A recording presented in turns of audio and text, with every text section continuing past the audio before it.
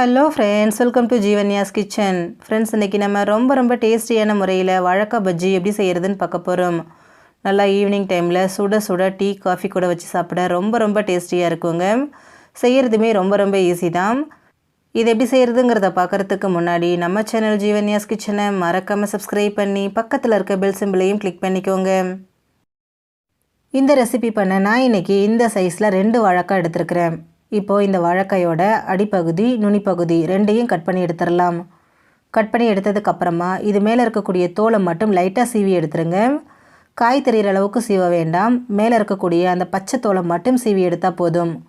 ஒரு பீலர் வச்சுட்டு லைட்டாக இந்த மாதிரி சீவி எடுத்துருங்க. பாருங்கள், தோல் எல்லாத்தையும் எடுத்தாச்சு. இப்போ இந்த வாழைக்காயை நம்ம சீவி எடுக்கணும். நான் இன்றைக்கி வாழைக்காய் பலகை தாங்க யூஸ் பண்ணியிருக்கிறேன். இப்போ நம்ம எடுத்து வச்சுருக்கக்கூடிய 2 வாழைக்காவையும் சீவி எடுத்துக்கலாம். வாழைக்காயை இந்த பலகை மேலே வச்சுட்டு கொஞ்சம் அழுத்தி பிடிச்ச மாதிரி தேய்ச்சிக்கங்க. இந்த மாதிரி அழுத்தி பிடிச்சி தேய்க்கும்போது நமக்கு ரொம்ப மொத்தமாலாம் வராதுங்க. நல்லா மெல்லிஸாக சீவ வரும். பாருங்கள் எவ்வளோ மெல்லிஸாக இருக்குன்னு. இதே மாதிரியே 2 வாழைக்காவையும் ஃபஸ்ட்டு சீவி எடுத்துருங்க. அவ்வளோதான், பாருங்கள் நான் சீவி எடுத்துட்டேன். நல்லா மெல்லிஸாக வந்திருக்கு பாருங்கள். இப்போது பஜ்ஜி செய்ய தேவையான வாழைக்காய் சீவல் ரெடி ஆகிடுச்சு. இது அப்படியே இருக்கட்டும். இப்போ இதுக்கு நம்ம மேல் மாவு ரெடி பண்ணணுங்க. அதுக்கு ஒரு பாத்திரம் எடுத்துக்கோங்க. எடுத்துகிட்டு அதில் 250 ml கப்பால் 1.5 கப் அளவுக்கு கடலை மாவு சேர்த்துக்கோங்க. இப்போ இதில் 1/2 டீஸ்பூன் பெருங்காயத்தூள், காரத்துக்கு தகுந்த மாதிரி மிளகாய்த்தூள், நான் 1 டீஸ்பூன் தனி மிளகாய்த்தூள் சேர்த்துக்கிறேன். அடுத்ததாக இதில் 1 டீஸ்பூன் அளவுக்கு காஷ்மீரி மிளகாய்த்தூள். இது பஜ்ஜிக்கு நல்லா கலர் கொடுக்கும், காரம் கம்மியாக இருக்கும், அதனால் சேர்த்துருக்குறேன். உங்கள்கிட்ட இருந்தால் சேர்த்துக்கோங்க, இல்லைனா ஸ்கிப் பண்ணிக்கோங்க. இது கூடவே தேவையான அளவு உப்பு சேர்த்துக்கோங்க. நான் 3/4 டீஸ்பூன் உப்பு சேர்த்துக்கிறேன். சேர்த்துட்டு ஃபஸ்ட்டு இது எல்லாத்தையும் ஒரு ஸ்பூன் வச்சு நல்லா கலந்து விட்டுருங்க. பாருங்கள், நல்லா மிக்ஸ் பண்ணியாச்சு. மிக்ஸ் பண்ணினதுக்கப்புறமா இதில் 1 கப் அளவுக்கு இட்லி மாவு சேர்த்துக்கோங்க. இட்லி மாவு, தோசை மாவு எது வேணாலும் சேர்த்துக்கலாம். மாவு அரைச்ச உடனே அந்த புளிக்காத மாவை சேர்க்கக்கூடாதுங்க.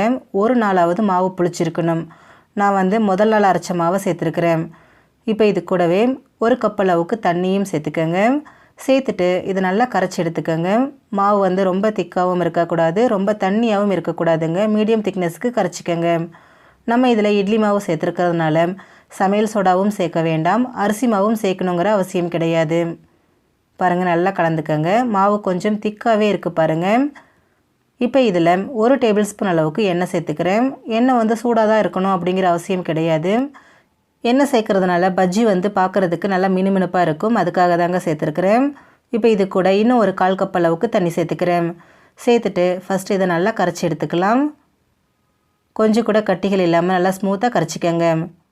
பாருங்கள், நல்லா கரைச்சி எடுத்தாச்சு, கொஞ்சம் கூட கட்டிகள் இல்லை. அவ்வளோதான் பாருங்கள், இந்த பக்குவத்துக்கு மாவு கரைச்சிக்கங்க. மாவு ரொம்ப திக்காகவும் இல்லை, ரொம்ப தண்ணியாகவும் இல்லை, கரெக்டான கன்சிஸ்டன்சியில் இருக்குது பாருங்கள். இப்போது பஜ்ஜி செய்கிறதுக்கு தேவையான மாவு ரெடி ஆகிடுச்சிங்க. நம்ம ஏற்கனவே வாழைக்காய் சீவி வச்சுருக்கோம் இல்லைங்களா, அதை இதில் சேர்த்துருங்க. சேர்த்துட்டு ஒரு 2-3 தடவை நல்லா இந்த மாதிரி புரட்டி எடுத்துக்கோங்க.